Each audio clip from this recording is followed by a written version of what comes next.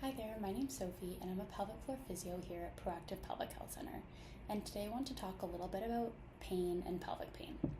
So pain around the vagina and pelvic floor isn't all the same and it shouldn't be treated like it is.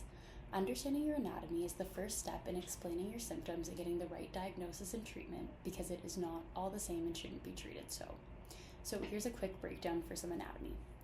So, taking a look at our model here, the vulva is defined as the collective term for external female genitalia located between the legs, including the labia, the clitoris, the vaginal opening, and the urethral opening. So that can all be found around here.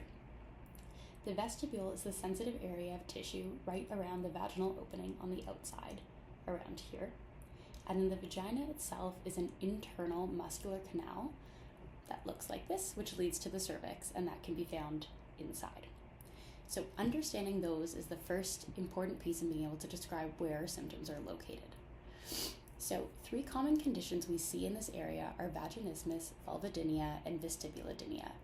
Vaginismus is when the pelvic floor muscles tighten and spasm involuntarily, making penetration painful, difficult, or even feel impossible.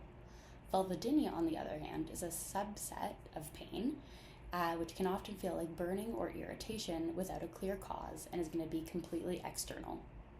And then we have vestibulodynia, which is a subset of vulvodynia and describes pain specifically at the vaginal opening and is usually triggered by touch or pressure.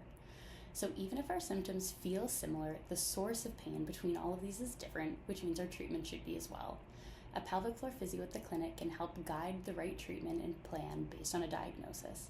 So please give us a call if you have any questions. Thanks.